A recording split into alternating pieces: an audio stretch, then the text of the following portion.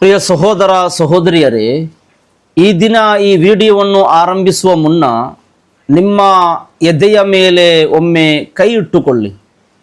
ಯಾಕೆಂದರೆ ಇದು ನಾನು ಹೇಳಲು ಹೊರಟಿರುವ ಪ್ರತಿಯೊಂದು ಮಾತು ನಿಮ್ಮ ಕಣ್ಣಿನಲ್ಲಿ ರಕ್ತದ ಕಣ್ಣೀರನ್ನು ತರಿಸದೆ ಬಿಡುವುದಿಲ್ಲ. ಆಕೆಯ ಹೆಸರು ಫಾತಿಮಾ ಸಜಾ. ಹೌದು, ಆ 20 ವರ್ಷದ ಮುಗ್ಧ ಹೂವಿನ ಹೆಸರು ಫಾತಿಮಾ ಸಜಾ. ಇಂದು ಆಕೆ ನಮ್ಮ ನಡುವಿಲ್ಲ. ಆಕೆಯ ಉಸಿರು ನಿಂತು ಹೋಗಿದೆ. ಆಕೆಯ ಕಣ್ಣುಗಳು ಎಂದೆಂದಿಗೂ ಮುಚ್ಚಿ ಹೋಗಿದೆ. ಆದರೆ ಆಕೆಯ ಮರಣದ ಹಿಂದೆ ಅಡಗಿರುವ ಸತ್ಯವಿದೆಯಲ್ಲ, ಅದು ಪ್ರತಿಯೊಬ್ಬ ತಂದೆಯ ಎದೆಯನ್ನು ಸೀಳುತ್ತದೆ, ಪ್ರತಿಯೊಬ್ಬ ತಾಯಿಯ ಹೊಟ್ಟೆಯಲ್ಲಿ ಬೆಂಕಿ ಇಡುತ್ತದೆ. ಕೇವಲ 20 ವರ್ಷ ಆಟವಾಡುವ ವಯಸ್ಸಿನಲ್ಲಿ ಜೀವನದ ಅರ್ಥ ತಿಳಿಯುವ ಮುನ್ನವೇ ಆಕೆ ಈ ಜಗತ್ತಿನಿಂದ ನಿರ್ಗಮಿಸಿಬಿಟ್ಟಳು. ಮೇಲ್ನೋಟಕ್ಕೆ ಇದೊಂದು ಆತ್ಮಹತ್ಯೆ ಅಂತ ಕಾಣಬಹುದು, ಆದರೆ ಇದು ಆತ್ಮಹತ್ಯೆ ಅಲ್ಲ. ಇದು ಈ ಸಮಾಜ, ಈ ಕ್ರೂರ ಗಂಡ ಸೇರಿ ಮಾಡಿದ ಕೊಲೆ. ಆಕೆ ಮರಣ ಹೊಂದಿದ ಆ ದುರಂತದ ರಾತ್ರಿ, ಆಕೆಯ ಊರು ಯಾವುದು, ಆ ಬಡ ತಂದೆ ಯಾರು, ಆಕೆಯ ಕನಸುಗಳು ಏನಾಗಿದ್ದವು ಮತ್ತು ಆಕೆ ಅನುಭವಿಸಿದ ನರಕಯಾತನೆ ಅಂತಹದ್ದು. ಈ ಸತ್ಯವನ್ನು ಹೇಳುವ ಮುನ್ನ ಕೊನೆಯವರೆಗೂ ಈ ಘಟನೆಯನ್ನು ಕೇಳುವ ತಾಳ್ಮೆ ಮತ್ತು ಗಟ್ಟಿಯಾದ ಹೃದಯ ನಿಮಗಿದ್ದರೆ ಮಾತ್ರ ಈ ವಿಡಿಯೋವನ್ನು ಮುಂದುವರಿಸಿ. ಅದು ಸಾಯಂಕಾಲ ಮಗರಿಬ್ ಬಾಂಗ್ ಸಮಯ.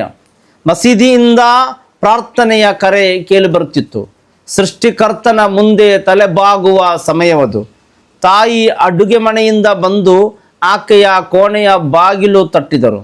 ಸಜಾ, ಮಗಳೇ, ಬಾಗಿಲು ತೆಗಿ, ಪ್ರಾರ್ಥನೆ ಸಮಯವಾಯಿತು, ಎದ್ದು ಬಾ ಮಗಳೇ ಅಂತ ತಾಯಿ ಮೃದುವಾಗಿ ಕರೆದಳು. ಬಾಗಿಲಿನ ಆಚೆಯಿಂದ ಯಾವುದೇ ಉತ್ತರ ಬರಲಿಲ್ಲ. ತಾಯಿ ಮತ್ತೆ ತಟ್ಟಿದರು. ಫಾತಿಮಾ, ಸಜಾ ಯಾಕೆ ಮಾತನಾಡುತ್ತಿಲ್ಲ ಕಣೆ? ತಾಯಿಯ ಹೃದಯದಲ್ಲಿ ಏನೋ ಕೆಟ್ಟ ಮುನ್ಸೂಚನೆ. ಎದೆ ಬಡಿತ ಜೋರಾಯಿತು. ಚಹಾ ಅಂಗಡಿ ಮುಗಿಸಿ ಮನೆಗೆ ಬಂದಿದ್ದ ತಂದೆಯ ಬಳಿ ಓಡಿ ಹೋಗಿ, ನೋಡಿ, ನಮ್ಮ ಮಗಳು ಬಾಗಿಲು ತೆರೆಯುತ್ತಿಲ್ಲ, ಕರೆದರೆ ಹೋಗೊಡುತ್ತಿಲ್ಲ ಎಂದು ಅತ್ತಳು. ತಂದೆ ಓಡಿ ಬಂದು ಬಾಗಿಲನ್ನು ಬಡಿದರು. ಫಾತಿಮಾ, ಸಜಾ, ನನ್ನ ಮುದ್ದಿನ ಮಗಳೇ, ಬಾಗಿಲು ತೆಗಿ ಸಜಾ. ಆದರೆ ಒಳಗಿನಿಂದ ಮೌನ ಮಾತ್ರ ಉತ್ತರವಾಗಿತ್ತು. ಕೊನೆಗೆ ಬೇರೆ ದಾರಿ ಕಾಣದೆ ಅಕ್ಕಪಕ್ಕದವರನ್ನು ಕರೆದು ಆ ಮರದ ಬಾಗಿಲನ್ನು ಒಡೆದು ಮುರಿದು ಒಳಗೆ ಹೋದಾಗ ಅಲ್ಲಿದ್ದ ದೃಶ್ಯವನ್ನು ಕಂಡು ಆ ತಾಯಿ ಪ್ರಜ್ಞೆ ತಪ್ಪಿ ನೆಲಕ್ಕೆ ಬಿದ್ದಳು. ತಂದೆ ಬಟ್ಟೆ ಹರಿದುಕೊಂಡು ಎದೆ ಒಡೆದುಕೊಂಡು ನೆಲಕ್ಕೆ ಬಿದ್ದು ಅಳತೊಡಗಿದರು. ಆ 20 ವರ್ಷದ ಮುಗ್ಧ ಮಗಳು ಸಜಾ ಫ್ಯಾನಿಗೆ ನೇಣು ಬಿಗಿದುಕೊಂಡು ತೂಗಾಡುತ್ತಿದ್ದಳು. ಆ ತಂದೆಯ ಆಕ್ರಂದನ ಎಂಥದ್ದಿತ್ತೆಂದರೆ ಇಡೀ ಆಕಾಶವೇ ಕರಗಿ ನೀರಾಗುವಂತಿತ್ತು. ಸಜಾ, ನನ್ನನ್ನು ಬಿಟ್ಟು ಎಲ್ಲಿಗೆ ಹೋದೆ ಮಗಳೇ?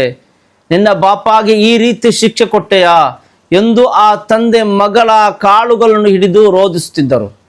ಆ ದೃಶ್ಯ ಕಂಡ ಇಡೀ ನಾಡೆ ಕಣ್ಣೀರಿಟ್ಟಿತ್ತು. ಸಹೋದರರೇ, ಈ ಘಟನೆಯ ಗೌರವವನ್ನು ಮನಸ್ಸಿನಲ್ಲಿಟ್ಟುಕೊಂಡು ಯೋಚಿಸಿ.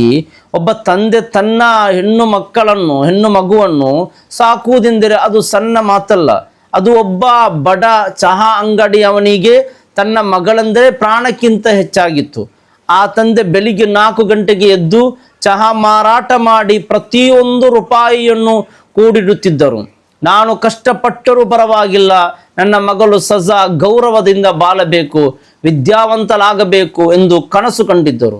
ಚಳಿಯಲ್ಲಿ, ಮಳೆಯಲ್ಲಿ, ಬಿಸಿಲಿನಲ್ಲಿ ಆ ತಂದೆ ಬೆವರು ಹರಿಸಿದ್ದು ತನ್ನ ಸ್ವಂತ ಸಂತೋಷಕ್ಕಲ್ಲ, ತನ್ನ ಮಗಳ ಮುಖದಲ್ಲಿ ಒಂದು ಸಣ್ಣ ನಗು ನೋಡಲು. ಆ ತಾಯಿ ತನ್ನ ಆಸೆಗಳನ್ನೆಲ್ಲ ಸಾಯಿಸಿ ಹರಿದ ಸೀರೆಯನ್ನುಟ್ಟು ಮಗಳಿಗೆ ಒಳ್ಳೆಯ ಬಟ್ಟೆ ಕೊಡಿಸಿದಳು. ಒಬ್ಬ ಹೆಣ್ಣು ಮಗಳನ್ನು ಸಮಾಜದ ಗೌರವದಿಂದ ಬೆಳೆಸುವುದು ಎಂದರೆ ಒಬ್ಬ ತಂದೆ ತನ್ನ ಆಯುಷ್ಯನ ಪ್ರತಿಯೊಂದು ಕ್ಷಣವೂ ದಾನ ಮಾಡುವುದು ಸಹಜ. ನೋಡಿ, ಸಜಾ ಕೇವಲ ಸುಂದರ ಹುಡುಗಿಯಾಗಿಷ್ಟೇ ಇರಲಿಲ್ಲ, ಆಕೆ ಧಾರ್ಮಿಕ ಶಿಕ್ಷಣವನ್ನು ಅತ್ಯಂತ ಗೌರವದಿಂದ ಕಳೆಯುತ್ತಿದ್ದಳು. ಅರಬಿಕ್ ಕಾಲೇಜಿನಲ್ಲೇ ಆಕೆ ಓದುತ್ತಿದ್ದಾಗ ನನ್ನ ತಂದೆ ಬಡತನವನ್ನು ತೀರಿಸಬೇಕು, ಅವರ ಮುಖದಲ್ಲಿ ಸಂತೋಷ ತರಬೇಕು ಎನ್ನುವುದೇ ಆಕೆ ಏಕೈಕ ಕನಸಾಗಿತ್ತು. ಆಕೆ ಕುರ್ಆನ್ ಪಠಿಸುವಾಗ ಆ ಧ್ವನಿಯಲ್ಲಿ ಒಂದು ದೈವಿಕ ಪ್ರಶಾಂತತಿತ್ತು. ಮನೆಗೆ ಬಂದರೆ ತಂದೆಗೆ ಚಹಾ ಮಾಡಿಕೊಟ್ಟು ಅವರ ಸುಸ್ತಾದ ಕಾಳುಗಳನ್ನು ಒತ್ತಿ ನೀಡುತ್ತಿದ್ದ ಮುದ್ದಿನ ಮಗಳು ಆಕೆಯಾಗಿದ್ದಳು. ಅಂತಹ ಕನಸುಗಳ ಹೂದೋಟಕ್ಕೆ ಬೆಂಕಿ ಬಿದ್ದದ್ದು ಹೇಗೆ ಗೊತ್ತಾ ಪ್ರೀತಿಯ ಸಹೋದರರೇ? ಒಬ್ಬ ರಾಕ್ಷಸನ ರೂಪದಲ್ಲಿ ಬಂದ ಗಂಡನಿಂದ ದುಬೈಯಲ್ಲಿ ಉದ್ಯೋಗದಲ್ಲಿದ್ದೇನೆ, ಕಾರಿದೆ, ಬಂಗ್ಲೆ ಇದೆ ಎಂದು ತೋರಿಸಿಕೊಂಡು ಒಬ್ಬ ಶ್ರೀಮಂತ ಯುವಕ ಬಂದ. ನನಗೆ ಹಣ ಆಸ್ತಿ ಬೇಡ, ಧಾರ್ಮಿಕ ಹಿನ್ನೆಲೆಯ ಬಡ ಕುಟುಂಬದ ಒಳ್ಳೆಯ ಹುಡುಗಿ ಬೇಕು ಎಂದು ನಾಟಕವಾಡಿದ. ಆ ಬಡ ತಂದೆ ಭಾವಿಸಿದ್ದರು, ಸೃಷ್ಟಿಕರ್ತನೇ ನನ್ನ ಮಗಳಿಗೆ ಈ ಭಾಗ್ಯ ಕೊಟ್ಟಿದ್ದಾನೆ, ನನ್ನ ಮಗಳು ರಾಜಕುಮಾರಿಯಂತೆ ಬಾಳುತ್ತಾಳೆ ಎಂದು. ಆದರೆ ಆ ತಂದೆಗೆ ಗೊತ್ತಿರಲಿಲ್ಲ, ತಾನು ಮಗಳನ್ನು ಮದುವೆ ಮಾಡಿಕೊಡುತ್ತಿಲ್ಲ, ಒಬ್ಬ ನರ ಸತ್ತ ರಾಕ್ಷಸನಿಗೆ ಬಲಿ ಕೊಡುತ್ತಿದ್ದೇನೆ ಎಂದು. ಮದುವೆಯಾಗಿ ದುಬೈಗೆ ಕರೆದೊಯ್ದು ಮೇಲೆ ಆತನ ಅಸಲಿ ಬಣ್ಣ ಬದಲಾಯಿತು. ಆತ ಸಾಧಾರಣ ಮನುಷ್ಯನಾಗಿರಲಿಲ್ಲ, ಮಾದಕ ವ್ಯಸನಿ, ಡ್ರಗ್ ಅಡಿಕ್ಟ್ ಆಗಿದ್ದ, ಡ್ರಗ್ಸ್ ಮಾಫಿಯಾದಲ್ಲಿ ತೊಡಗಿದ್ದ ಆ ಮೃಗ ತನ್ನ ಸ್ವಂತ ಹೆಂಡತಿ ಫಾತಿಮಾಳಿಗೆ ಡ್ರಗ್ಸ್ ನೀಡಿ ಆಕೆಯನ್ನು ತನ್ನ ಸ್ನೇಹಿತರ ಮುಂದೆ ಬಲಿಪಶು ಮಾಡಿದನು.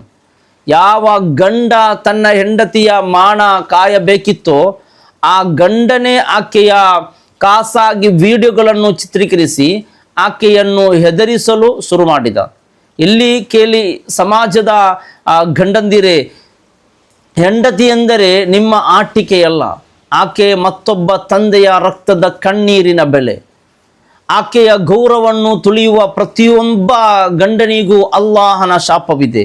ಇಸ್ಲಾಂ ಧರ್ಮದಲ್ಲಿ ಹೆಂಡತಿ ಸ್ಥಾನವೇನು, ಗಂಡಂದಿರು ಹೇಗೆ ನಡೆದುಕೊಳ್ಳಬೇಕು ಎಂಬುದಕ್ಕೆ ಅಲ್ಲಾಹನು ಕುರ್ಆನ್ನಲ್ಲಿ ಸ್ಪಷ್ಟವಾಗಿ ಹೇಳಿದ್ದಾನೆ. ಪವಿತ್ರ ಕುರ್ಆನ್ ಸೂರತ್ ನಿಸಾನಲ್ಲಿ ವಆಶಿರುಹುನ್ನ ಬಿಲ್ ಮಾರೂಫ್, ವಆಶಿರುಹುನ್ನ ಬಿಲ್ ಮಾರೂಫ್, ನಿಮ್ಮ ಹೆಂಡತಿಯೊಂದಿಗೆ ಅತ್ಯಂತ ಗೌರವ ಮತ್ತು ಒಳಿತಿನಿಂದ ಜೀವನ ನಡೆಸಿರಿ. ಪ್ರವಾದಿ ಮುಹಮ್ಮದ್ ಸಲ್ಲಲ್ಲಾಹು ಅಲೈಹಿ ವಸಲ್ಲಮರು ಗಂಡಂದಿರಿಗೆ ಎಚ್ಚರಿಕೆ ನೀಡುತ್ತಾ ಹೇಳಿದ್ದಾರೆ. ಪವಿತ್ರ ಹದೀಸಿನಲ್ಲಿ ಒಂದು ಹದೀಸ್ ಹೀಗೆ ಇದೆ, ಖೈರುಕುಂ ಲಿ ಅಹ್ಲಿಹಿ ವಾನ ಖೈರುಕುಂ ಲಿ ಅಹ್ಲಿ. ನಿಮ್ಮಲ್ಲಿ ಅತ್ಯಂತ ಶ್ರೇಷ್ಠ ವ್ಯಕ್ತಿ ಎಂದರೆ ತನ್ನ ಹೆಂಡತಿಯೊಂದಿಗೆ ಅತ್ಯಂತ ಶ್ರೇಷ್ಠವಾಗಿ ನಡೆದುಕೊಳ್ಳುವವನು ಮತ್ತು ತನ್ನ ಕುಟುಂಬದೊಂದಿಗೆ ಅತ್ಯಂತ ಶ್ರೇಷ್ಠವಾಗಿ ನಡೆದುಕೊಳ್ಳುವನಾಗಿದ್ದಾನೆ. ಆದರೆ ಆ ಕ್ರೂರ ಗಂಡ ಅಲ್ಲಾಹನ ಭಯವನ್ನು ತೊರೆದು ಆ ಮುಗ್ಧ ಸಜಲ ಜೀವವನ್ನು ನರಕ ದೃಶ್ಯಗೊಳಿಸಿದನು.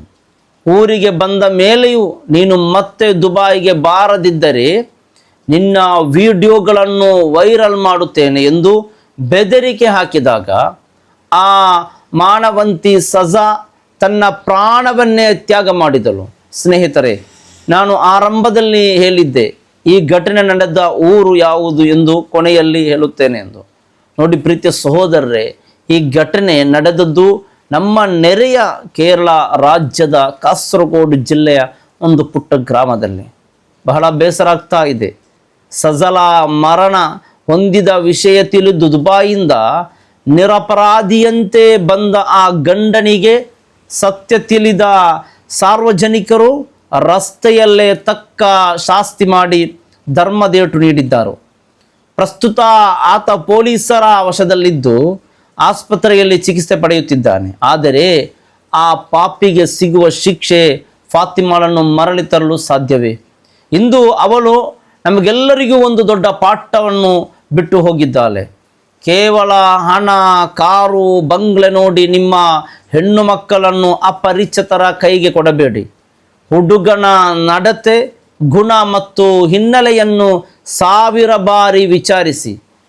ಸಂವಹನ, ಕಮ್ಯುನಿಕೇಷನ್. ನಿಮ್ಮ ಹೆಣ್ಣು ಮಕ್ಕಳಿಗೆ ಪ್ರತಿಯೊಂದು ಕಷ್ಟವನ್ನು ನಿಮ್ಮ ಬಳಿ ಹೇಳಿಕೊಳ್ಳುವಷ್ಟು ಧೈರ್ಯ ಮತ್ತು ಸ್ವಾತಂತ್ರ್ಯವನ್ನು ಕೊಡಿ. ನಿಮ್ಮ ಹೆಂಡತಿ ಕಣ್ಣಲ್ಲಿ ಬರುವ ಪ್ರತಿಯೊಂದು ಹನಿಯ ಕಣ್ಣೀರಿಗೂ ನೀವು ನಾಳೆ ಭಗವಂತನ ಮುಂದೆ ಉತ್ತರ ನೀಡಬೇಕಾಗುತ್ತದೆ. ಓ ಅಲ್ಲಾಹ್, ಆ ಮುಗ್ಧ ಮಗಳಿಗೆ ಜನ್ನತುಲ್ ಫಿರ್ದೌಸ್ ಸ್ವರ್ಗ ದಯಪಾಲಿಸು. ಆಕೆಯ ತಂದೆ ತಾಯಿಗೆ ಈ ಅಪಾರ ದುಃಖವನ್ನು ಸಹಿಸುವ ಶಕ್ತಿಯನ್ನು ನೀಡು. ಈ ವಿಡಿಯೋವನ್ನು ಪ್ರತಿಯೊಬ್ಬ ತಂದೆ ತಾಯಿ ಮತ್ತು ಗಂಡಂದಿರಿಗೆ ಶೇರ್ ಮಾಡಿ.